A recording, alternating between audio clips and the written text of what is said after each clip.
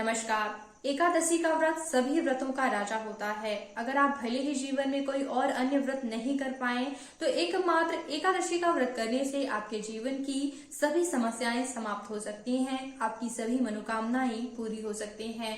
तो आज इस वीडियो में मैं आपको एकादशी व्रत के बारे में संपूर्ण जानकारी देने वाली हूँ और इस वीडियो को बनाने के लिए मैंने काफी ज्यादा मेहनत की है, क्योंकि मैंने कई ग्रंथों का अध्ययन किया है। कई ग्रंथों में से जैसे कि 4 पुराण हैं, ब्रह्मवैवर्त पुराण, पद्म पुराण, स्कंद पुराण, गरुड़ पुराण और धर्म सिंधु ग्रंथ में एकादशी व्रत के संबंध में जो भी जानकारी बताई गई है, तो पूरे अध्ययन के बाद ही जो है ये वीडियो आपको उपलब्ध करा रही हूँ। तो सूक्ष्म से सूक्ष्म और शुद्ध जानकारी प्राप्त करने के लिए इस वीडियो को लास्ट तक जरूर देखिएगा। आज के इस वीडियो में हम बात करने वाले हैं कि एकादशी का व्रत हमें कब से प्रारंभ करना चाहिए।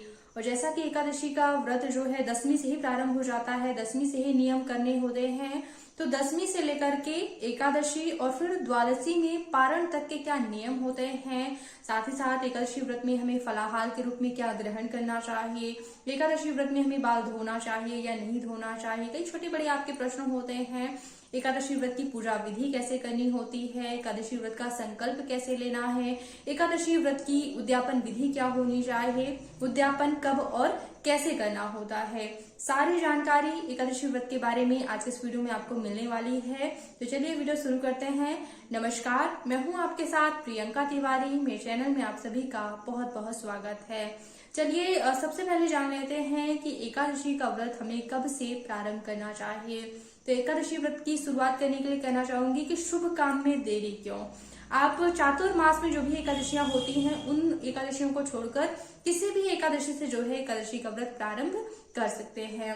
इसके अलावा अगर और अन्य शुभ अवसरों की अगर बात की जाए तो उत्पन्ना एकादशी, जिसमें एकादशी की उत्पत्ति मानी जाती है, तो मार्गशीर्ष महीने की कृष्ण पक्ष की उत्पन्ना एकादशी से आप एकादशी का व्रत शुरू कर सकते हैं। लेकिन अब कई लोगों की मान्यता ये भी होती है कि हमें कोई भी व्रत शुक्ल पक्ष से शुरू करना चाहिए, या फिर कई लोग ये भी मानते हैं कि गृहस्थों को केवल शुक्ल पक्ष की एकादशी का व्रत करना चाहिए। तो ऐसी स्थिति में आप जो है मार्गशीर्ष महीने की ही शुक्ल पक्ष की मोक्षदा एकादशी से जो है एकादशी का व्रत प्रारंभ कर सकते हैं। वैसे आप कभी से भी कर सकते हैं, लेकिन कई और मुख्य एकादशी होती हैं, जैसे कि निर्जला एकादशी होती है, कई और अन्य एकादशी जो मुख्य होती हैं उनसे भी एकादशी का व्रत प्रारंभ कर सकते हैं। अब जैसा कि मैंने बताया कि कई लोगों की मान्यता ये होती है कि गृहस्थों को केवल शुक्ल पक्ष की एकादशी का व्रत करना चाहिए, तो ऐसा बिल्कुल नहीं है। पुराणों के अनुसार सभी लोगों को दोनों पक्षों की एकादशी का व्रत करना चाहिए। हाँ, अगर गृहस्थों की इच्छा है कि वो केवल शुक्ल पक्ष की एकादशी का व्रत करें तो इसमें उनको कोई दोष नहीं होगा, वो केवल शुक्ल पक्ष की एकादशी का व्रत भी कर सकते हैं। लेकिन उत्तम यही होता है कि दोनों पक्षों की एकादशी का व्रत किया जाए। और निषेध तो बिल्कुल नहीं है कि गृहस्थ जो है कृष्ण पक्ष की एकादशी का व्रत नहीं कर सकते हैं। दोनों पक्षों की एकादशी का व्रत सभी लोग कर सकते हैं। और एक और विशेष जानकारी है गृहस्थों के लिए एकादशी व्रत से संबंधित, वो ये है कि गृहस्थों को कभी भी दशमी युक्त एकादशी का व्रत नहीं करना चाहिए, बल्कि गृहस्थों को ऐसी एकादशी तिथि का व्रत करना चाहिए जिसमें द्वादशी तिथि का स्पर्श हो रहा हो। कई बार ऐसी परिस्थितियां बनती हैं, जैसे कि 2 तारीखों में जो है एकादशी तिथि आ जाती है, जैसे कि 18 को भी है अगर एकादशी तिथि और बाद में सुबह भी यानी कि 19 तारीख को भी एकादशी की तिथि पाई जा रही है। तो ऐसे में जो है 18 तारीख को आपको व्रत नहीं करना है, क्योंकि वो दशमी युक्त एकादशी होगी। आपको 19 तारीख को एकादशी का व्रत करना है, जिसमें जो है द्वादशी तिथि का स्पर्श हो रहा होगा। ऐसा आपको जो है मानकर एकादशी का व्रत करना है। के लिए दशमी तिथि युक्त एकादशी का व्रत करना अच्छा नहीं माना गया है, शुभ नहीं माना गया है। तो भूल कर भी दशमी तिथि युक्त एकादशी का व्रत ना करें, जिसमें द्वादशी तिथि का स्पर्श हो उस एकादशी का व्रत करें।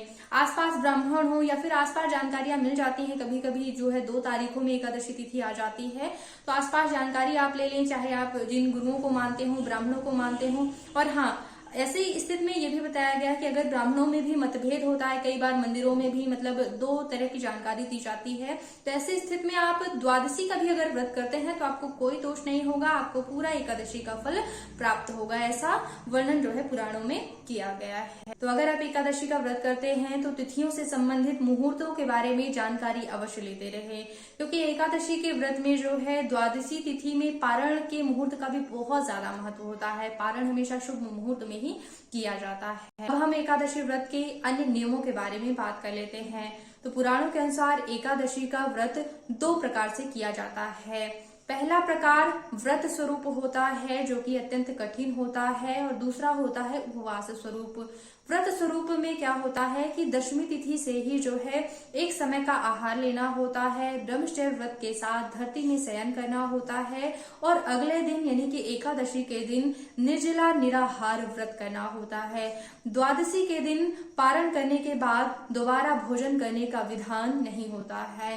तो इस तरह से 3 दिनों का कठिन व्रत स्वरूप ये एकादशी का व्रत होता है। एकादशी का दूसरा प्रकार है उपवास स्वरूप, जो कि गृहस्थ लोग करते हैं, जो भी सामर्थ्यवान नहीं है कि इतना कठिन व्रत कर पाते हैं, उनके लिए यह जो है नियम पुराणों में बताया गया है कि दशमी के दिन वैसे तो एक समय का आहार लेना चाहिए, लेकिन अगर आप एक समय के आहार पर नहीं रह पा रहे हैं, सामर्थ्यवान नहीं है, तो फिर आप कम से कम 2 समय का आहार लीजिए। लेकिन फिर भी दशमी के दिन जो है आपको कई बार जो है भोजन ग्रहण नहीं करना चाहिए। इसी के साथ ही दशमी तिथि के दिन से ही भोजन में कुछ चीजें वर्जित बताई गई हैं, जिनमें से मांस, मदिरा, लहसुन, प्याज, मसूर की दाल, चना की दाल, कोतो, साग, मधु, पान, ये सभी चीजें खाने में वर्जित होती हैं। तो दशमी तिथि से ही जो है आपको ब्रह्मचर्य व्रत का पालन करना होता है, और धरती में शयन करने के लिए बताया गया है। तो अगर आप धरती में सोने की व्यवस्था नहीं कर पा रहे हैं तो कम से कम काठ के बिस्तर में जो है आपको सोना चाहिए। आजकल भी काठ के ही बिस्तर होते हैं, यानी कि जो हम बेड उपयोग करते हैं वो लकड़ी के ही होते हैं, लेकिन उनमें मुलायम बिस्तर होता है। तो जब आप व्रत कर रहे हैं तो मुलायम बिस्तर का प्रयोग नहीं करना चाहिए। इस तरह से दशमी तिथि से ही जो है एकादशी व्रत के नियम प्रारंभ हो जाते हैं। बार बार जल पीना, बार बार भोजन करना दशमी तिथि में भी वर्जित होता है। आपको दशमी तिथि के दिन से ही सात्विक आहार लेना चाहिए। अगर आप दशमी तिथि के दिन से ही एक समय के आहार पर नहीं रह पा रहे हैं तो कम से कम कोशिश कीजिए कि जब भी आप दोबारा भोजन करते हैं तो दोबारा भोजन में आपको चावल नहीं खाना चाहिए, ताकि आप जब भी अगले दिन एकादशी का व्रत करते हैं तो आपके पेट में अन्न का एक भी दाना ना रहे। साथ ही कहना चाहूंगी कि अगर आप एक समय के आहार पर नहीं रह पा रहे हैं तो कोशिश कीजिए कि दशमी तिथि के दिन पर आप सूर्यास्त के पहले ही भोजन कर लें, यानी कि रात्रि में आप भोजन ना करें, सूर्यास्त के पहले ही आप भोजन कर लें।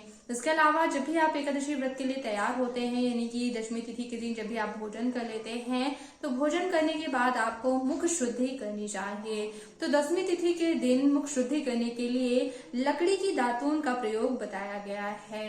तो जैसे जो भी पवित्र पेड़ की लकड़ी होती है, जैसे कि नीम की लकड़ी अगर उपलब्ध हो पाए तो आप लकड़ी की दातून का प्रयोग मुख शुद्धि के लिए करें। लेकिन अगर आपको लकड़ी की दातून उपलब्ध नहीं हो पाती है तो आप जो है व्रत के लिए एक अलग ब्रश का उपयोग किया करें, यानी कि जो ब्रश आप रोज उपयोग करते हैं वो जूठा होता है, तो व्रत में आप जो है एक अलग ब्रश अपना लें और उस ब्रश से जो है आप मुख शुद्धि किया करें।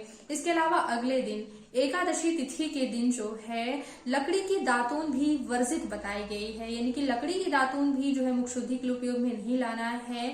बताया गया है कि आपको जो है पत्तों वगैरह से जो है मुख शुद्धि करनी चाहिए। पत्ते वगैरह भी अगर नहीं मिल पाते हैं तो 12 कुल्ले करके जो है आप मुख शुद्धि कर सकते हैं। बिल्कुल इसमें कोई दोष नहीं है, 12 कुल्ले करके जो है मुख शुद्धि बताई गई है ग्रंथों में स्पष्ट रूप से। तो या तो पत्ते वगैरह अगर मिलते हैं तो ठीक है, नहीं तो 12 कुल्ले करके जो है आप मुख शुद्धि किया करें। इस तरह से आपको मुख शुद्धि करने के बाद स्नान आदि कर लेना चाहिए। एकादशी के दिन पर जो है स्नान से संबंधित भी आप सभी को कुछ सवाल आते हैं, जैसे कि एकादशी के दिन हमें बाल धोना चाहिए या नहीं धोना चाहिए। तो देखिए, अगर पुराणों में दातून से संबंधित यानी कि मुख शुद्धि से संबंधित बातें लिखी गई हैं, तो अगर एकादशी तिथि पर बाल नहीं धोए जाते तो इस संबंध में भी कोई वर्णन तो जरूर मिलता। तो जो भी मैंने ग्रंथ पढ़े हैं उनमें बाल धोने से संबंधित कोई वर्णन नहीं मिला है। तो आप अगर आपकी यहाँ ऐसी मान्यता है, क्योंकि बुजुर्ग लोग अगर आज्ञा देते हैं कि नहीं धोना चाहिए एकादशी तिथि के दिन बाल, तो आप ऐसा कर सकते हैं कि दसवीं तिथि के दिन जो है आप शैम्पू का उपयोग करके बाल धो लें, और एकादशी तिथि के दिन जब आप व्रत करते हैं तो केवल आप बालों को गीला कर लें, आप शैम्पू का उपयोग ना करें, बालों से केवल स्नान कर लें। तो केवल बालों को गीला करना बालों को धोना नहीं कहलाता है, और इससे आपकी शुद्धि भी हो जाती है। तरह से स्नान आदि से निवृत्त हो जाने के बाद अब आपको एकादशी व्रत की पूजा की तैयारी करना चाहिए। तो देखिए, व्रत की पूजा के लिए मैंने एक अलग से वीडियो बनाया हुआ है, षोडशोपचार विधि से पूजा विधि बताई हुई है। जैसे कि मैं पंडितों के घर से ही बिलोंग करती हूँ, तो सारी पूजा विधियां शास्त्रीय रीत के अनुसार ही करके दिखाती हूँ। तो उस वीडियो को देख लीजिए, एक एक जो है रीति मैंने बताई हुई है। तो इसी तरह से आपको पूजा करनी है।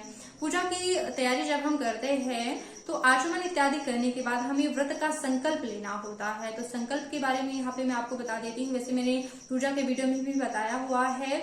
संकल्प में आपको हाथ में चावल, फूल, कुशा, थोड़ा सा जल डालना चाहिए और दक्षिणा रखनी चाहिए। संकल्प में आपको जैसा व्रत करना होता है, व्रत की जैसी योजना होती है, वैसा आपको व्रत करना होता है। जैसे कि मैंने बताया कि व्रत के दो प्रकार होते हैं, व्रत स्वरूप और दूसरा उपवास स्वरूप। तो अगर आप ऐसा कर रहे हैं कि दसवीं तिथि के दिन एक समय का आहार और एकादशी का निर्जला निराहार, इसके बाद जो है द्वादशी के दिन भी एक ही समय का भोजन, तो ऐसा आप संकल्प लें जैसी आपकी योजना हो।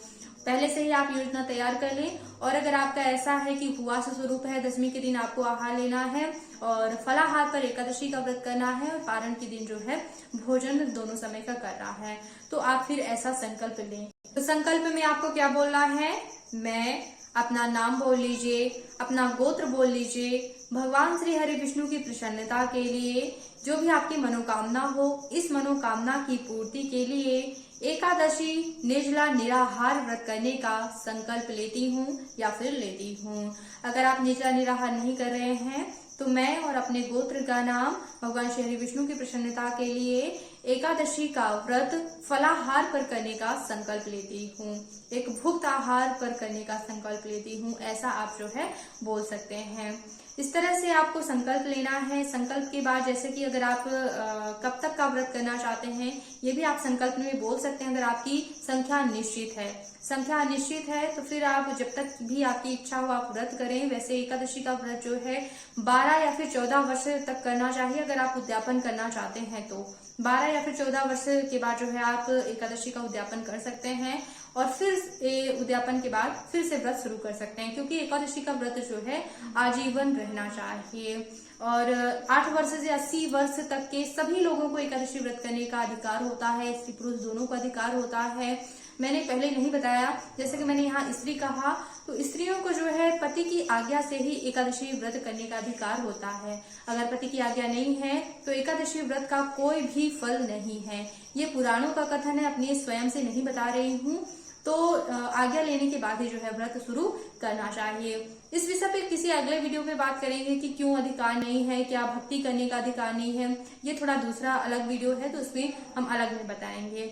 तो इस तरह से संकल्प लेकर के अब आपको जो है भगवान श्री हरि विष्णु की पूजा करनी चाहिए। तो एकादशी में पूजा विधि से संबंधित भी कुछ विशेष नियम बताए गए हैं। जैसे कि एकादशी व्रत में पंचदेवों की पूजा बहुत ही ज्यादा आवश्यक बताई गई है। पंचदेवों में कौन कौन देव आते हैं? भगवान श्री गणेश, भगवान सूर्य देव, भगवान भोलेनाथ, माता दुर्गा और भगवान विष्णु। इन पंचदेवों के साथ साथ मुख्य तौर पर भगवान विष्णु की बृहद यानी विस्तृत यानी कि षोडशोपचार विधि से पूजा विधि करनी चाहिए। इन देवी देवताओं की आप पंचोपचार विधि से भी कर सकते हैं पंचदेवों की। और अगर आपको समय नहीं है कि भगवान श्री हरि विष्णु की आप षोडशोपचार विधि से पूजा कर पाए, कलश स्थापना करके करनी चाहिए आपको पूजा गौरी गणेश की स्थापना के साथ ही।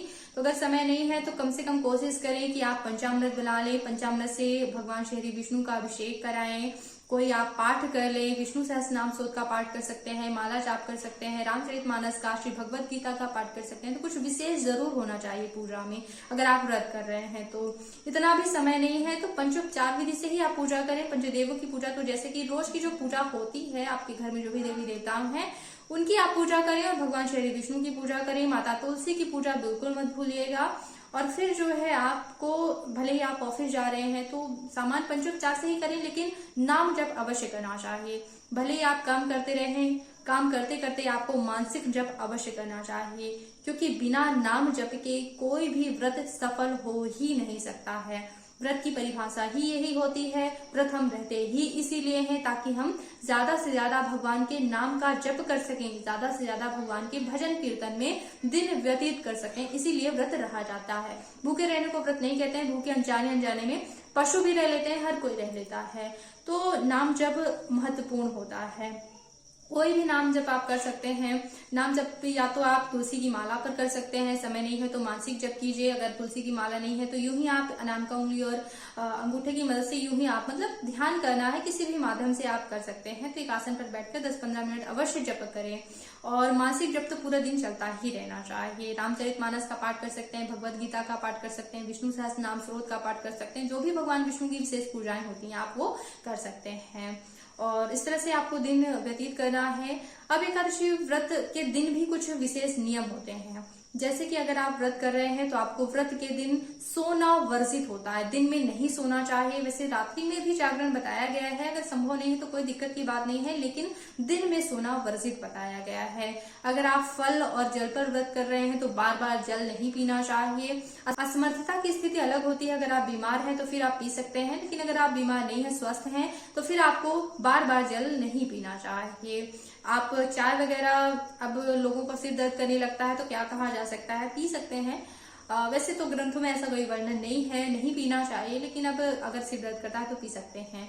तो फिर इसके बाद जो है रात्रि के समय ही आपको जो है आपका आहार लेना होता है। तो फलाहार के बारे में हम आगे चर्चा करेंगे। यहाँ पे कुछ नियम जैसे कि बताए गए हैं कि ब्रह्मचर्य व्रत का पालन करना होता है। तो ब्रह्मचर्य व्रत में केवल एक ही चीज शामिल नहीं होती है, 8 प्रकार से जो है ब्रह्मचर्य व्रत बताया गया है कि हमें अश्लील चीजें सुनना नहीं है, अश्लील चीजें देखना नहीं है, अश्लील चीजें बोलना नहीं है, अश्लील विचार नहीं करने हैं, स्पर्श नहीं करना है। तो इस तरह से कुल मिलाकर 8 चीजें होती हैं। तो हर एक तरीके से जो है हमें बचना है, ब्रह्मचर्य व्रत का पूरी तरह से पालन करना है। एकादशी व्रत के दिन धरती पर शयन करना चाहिए। संभव नहीं है गृहस्थ जीवन में तो काठ के बिस्तर पे तो है ही, मुलायम बिस्तर का उपयोग ना करें अगर संभव हो सकता है तो। इसके अलावा पाखंडियों से नहीं बोलना चाहिए, मतलब कि पूरे दिन भजन कीर्तन में व्यतीत करना है। अगर आप फोन वगैरह पे बात नहीं करेंगे तो ये चीज संभव हो पाएगी, क्योंकि अगर हम फोन इत्यादि पे बात करते हैं तो यहाँ वहाँ की बातें होती हैं और बुराइयां भी हो जाती हैं। तो निंदा से बचना है, असत्य भाषण झूठ बोलने से बचना है। व्रत में हमेशा यही ध्यान हमेशा रखना चाहिए कि व्रत है तो ये नहीं करना, ये नहीं करना, क्योंकि एकादशी का व्रत बहुत महत्वपूर्ण होता है। इस दिन जो भी आप पुण्यदायी करते हैं तो मतलब कि समझ लीजिए भगवान विष्णु के अत्यंत प्रिय तिथि होती है। और ऐसा बताया गया है कि इस दिन अगर आप व्रत नहीं करते हैं तो व्रत ना करने से भी पाप है। इसीलिए इस दिन चावल खाने को मना बताया जाता है, क्योंकि चावल में इस दिन जो है पाप का वास होता है। अगर आप चावल ग्रहण करते हैं एकादशी के दिन, व्रत भी नहीं करते हैं, चावल खाते हैं, तो फिर आप पाप की भागीदारी बनते जाते हैं, आपके जो है खाते में पाप जुड़ते जाते हैं। तो इतना महत्व रखता है। और वैज्ञानिक तौर पर भी ये व्रत बहुत ज्यादा महत्व रखता है। वैज्ञानिक तौर पर भी हमारे शरीर को जो है एक 15 दिन के दिन जैसे कि एक स्थिति बनती है ग्रह नक्षत्रों की, हर एक चीज अनुकूलता बनती है प्रकृति की, तो मतलब शरीर को ऐसी आवश्यकता होती है कि वो पूरा खाली रहे। मतलब पाचन तंत्र के लिए, हर एक बीमारी से बचने के लिए, शरीर की भी अनुकूलता के लिए ये जरूरी होता है। ये विज्ञान भी सिद्ध कर चुका है। तो एकादशी का व्रत जो है केवल धार्मिक तौर पर ही महत्वपूर्ण नहीं है, बल्कि वैज्ञानिक तौर पर भी कहीं कहीं हमारे ऋषि मुनियों ने हमारे स्वास्थ्य की दृष्टि से भी जो है बहुत ही ज्यादा महत्वपूर्ण व्रत जो है बताया है। व्रत करना है आपको। रात्रि में जो है भोजन जो भी फलाहार आप करते हैं तो फलाहार में जो है आपको साबूदाना नहीं खाना चाहिए। साबूदाना लोग नहीं खाते हैं क्योंकि एक सफेद होता है इस दृष्टि से, दूसरा इसको बनाने की जो प्रक्रिया होती है ये अच्छी नहीं होती है। तो साबूदाना आप नहीं, ऐसे होता तो फलाहार ही है क्योंकि एक मीठा आलू यानी कि जड़ तरह का होता है, उससे बनता है, लेकिन बनाने की प्रक्रिया की वजह से इसको नहीं खाते हैं लोग। तो आप सिंघाड़े के आटे से बनी चीजें खा सकते हैं, सिंघाड़े के आटे से बनी चीजें, आलू आप खा सकते हैं, और मूंगफली, दूध से बनी चीजें आप जो है इस व्रत में खा सकते हैं। इस तरह से फलाहार इत्यादि करने के बाद अब अगर आप कर सकते हैं तो एकादशी की रात्रि का जागरण भी बताया गया है, बहुत ही ज्यादा पुण्यदायी, बहुत ही ज्यादा महत्वपूर्ण बताया गया है। तो अगर संभव हो सकता है तो एकादशी की रात्रि का जागरण करना चाहिए। नहीं संभव हो सकता है तो कोई बात नहीं, अब हम द्वादशी तिथि की चर्चा करते हैं कि द्वादशी तिथि में क्या चीजें करना चाहिए। तो जब भी हम द्वादशी तिथि में सुबह उठते हैं, एक तो सबसे पहले ब्रह्म मुहूर्त में ही उठना चाहिए। इन तीनों दिनों में जो है आपको सूर्योदय से पहले हर हालत में उठ ही जाना चाहिए। सुबह उठकर स्नान ध्यान से निवृत्त हो जाने के बाद भगवान श्री हरि विष्णु की पूजा करनी है, और पूजा करने के साथ ही आप उनका चरणामृत अवश्य रख लें। जो भी आप भगवान श्री हरि विष्णु को स्नान कराते हैं तो वो चरणामृत आप अवश्य रख लें, और फिर भगवान को आप भोजन का भोग लगाएं। जो भी आपने भोजन तैयार किया है वो भोजन का भोग लगाएं, और फिर आपको पारण करने की तैयारी करना है।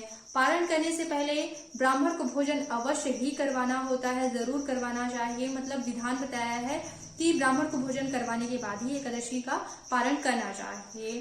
तो अगर आपको ब्राह्मण नहीं मिल पाते हैं इतनी सुबह सुबह, क्योंकि एकादशी का जो है पारण द्वादशी तिथि के दिन बहुत ही शुभ मुहूर्त में करना चाहिए। सुबह सुबह भी कभी कभी मुहूर्त बनता है, मुहूर्त का बहुत ही ज्यादा महत्व बताया गया है। तो जो भी आसपास अगर ब्राह्मण हो, जहाँ से भी आप जिनको गुरु मानते हो, तो अवश्य अगर व्रत कर रहे हैं तो जानकारी अवश्य रखा करें कि कब किसका मुहूर्त है। बिना मुहूर्त के मतलब सही नहीं है। तो मुहूर्त में ही आपको पारण करना होता है। ब्राह्मण नहीं मिल पाते हैं तो फिर उनको सूखा अनाज अवश्य निकालना चाहिए। एक व्यक्ति जितना अनाज खा सकता है, चावल दाल, चावल भी आप खा सकते हैं द्वादशी तिथि के दिन। तो रोटी सब्जी जो भी आप भोजन ग्रहण कर रहे हैं वो सारी चीजें, सूखा अनाज आप ब्राह्मण के लिए अवश्य निकालें। कुछ 10-5 मतलब दक्षिणा भी अवश्य निकालें। अपने अनाज निकाला है, दक्षिणा इत्यादि, या भोजन करने के बाद भी जो है पंडित जी के घर पहुंचा सकते हैं, कोई दिक्कत की बात नहीं। क्योंकि संकल्प टाइप का आपका हो जाता है, आपने निकाल दिया, भोजन के पहले ही निकाल देना। तो निकाल देना एक हो जाता है कि संकल्प हो गया देने का, बाद में आप दे सकते हैं। तो भोजन आपको फिर मुहूर्त में ही ग्रहण करना है। और कई बार परिस्थितियां ऐसी बनती हैं कि एकादशी के दूसरे दिन ही, यानी कि द्वादशी तिथि के दिन ही प्रदोष व्रत भी पड़ जाता है। कई बार मिश्रित तिथियां जो है हो जाती है, या फिर कई और अन्य व्रत जो है आ जाते हैं। तो ऐसी स्थिति में जो हमने चरणामृत बताया, तो भगवान का चरणामृत पीकर भी जो है पारण बताया गया है। केवल आप भगवान को जो स्नान कराते हैं वो जल पीकर के भी पारण कर सकते हैं। आपको एकादशी व्रत का पूरा फल प्राप्त होगा। इस तरह से आपको पारण करना होता है। इस तरह से पारण करने के बाद द्वादशी तिथि के भी और अन्य नियम भी होते हैं। जो लोग व्रत स्वरूप एकादशी का व्रत करते हैं तो वो लोग द्वादशी तिथि के दिन दोबारा भोजन नहीं करते हैं, एक ही समय का भोजन करना होता है। तो अगर आप उपवास स्वरूप कर रहे हैं तो फिर आप देख सकते हैं ग्रंथों में ऐसा वर्णन है कि द्वादशी तिथि के दिन जो है दोबारा भोजन नहीं करना चाहिए। इस तरह से जो भी मैंने 10वीं तिथि के नियम बताए थे, जो भी आहार संबंधित नियम बताए थे कि मांस, मंद्रा, लहसुन, प्याज का उपयोग नहीं करना है, भोजन में मसूर की दाल, चना की दाल भी वर्जित होती है। इसके अलावा दिन में सोना वर्जित होता है, ब्रह्मचर्य व्रत का पालन करना होता है, धरती में द्वादशी तिथि के दिन भी शयन करना होता है। तो इस तरह से द्वादशी तिथि के भी नियम होते हैं। 3 दिनों का ये कठिन व्रत होता है। तो इस तरह से आपको व्रत का नियम पालन करना है। द्वादशी के दिन पारण कैसे करना है, इससे संबंधित कुछ और जो नियम होते हैं कुछ अलग वीडियो में मैं आपको उपलब्ध कराऊंगी, तो आप मेरे चैनल पे जाके देख सकते हैं। उद्यापन की बात अगर करें तो एकादशी व्रत का उद्यापन कभी भी स्वयं से नहीं करना चाहिए। घर में आचार्य बुलाकर विधिवत रूप से हवन करवाया जाता है, विधिवत रूप से पूजा करवानी चाहिए। मंत्रोच्चार विधि से आपने कई वर्ष व्रत किए हैं, और कोई भी व्रत छोटा नहीं होता है। व्रत करने के बाद जो है हमारा हर एक व्रत किसी यज्ञ और अनुष्ठान से कम नहीं होता है। तो पंडित जी बुलाकर ही पूजा विधि करवाना चाहिए, क्योंकि मंत्रोच्चार विधि से जो है पूजा विधि होना चाहिए। तो उनको बुलाकर जो है आप उद्यापन करवाएं, बृहद रूप से भंडारा करें। आप अपने सभी रिश्तेदारों को, ब्राह्मणों को भोजन करवाएं। ऐसे ही कुछ नियमों का पालन करते हुए एकादशी व्रत करना होता है। उम्मीद करती हूँ कि ये वीडियो आपके लिए उपयोगी रहा होगा। जो भी आपके सवाल हो आप मुझे कमेंट में पूछ सकते हैं। आप मुझे इंस्टाग्राम में भी फॉलो कर सकते हैं, वहाँ पे भी कोशिश करूंगी आप सभी के प्रश्नों के उत्तर दे सकूं। कई और वीडियो जो मैंने बनाए हैं, जैसे कि रामचरितमानस का पाठ कैसे करते हैं, कई और अन्य व्रत हैं, प्रदोष, पूर्णमासी है, कोई भी आने वाला व्रत होता है, वार से संबंधित व्रत होते हैं, सभी पूजा विधि करके वीडियो उपलब्ध कराती हूँ। तो एक बार चैनल पर जरूर आइएगा और चैनल को सब्सक्राइब कीजिएगा, बेल आइकन पर प्रेस कर लेंगे तो आगे आने वाले वीडियो के नोटिफिकेशन आपको मिलते रहेंगे। तो वीडियो देखने के लिए बहुत बहुत धन्यवाद। ओम नमः।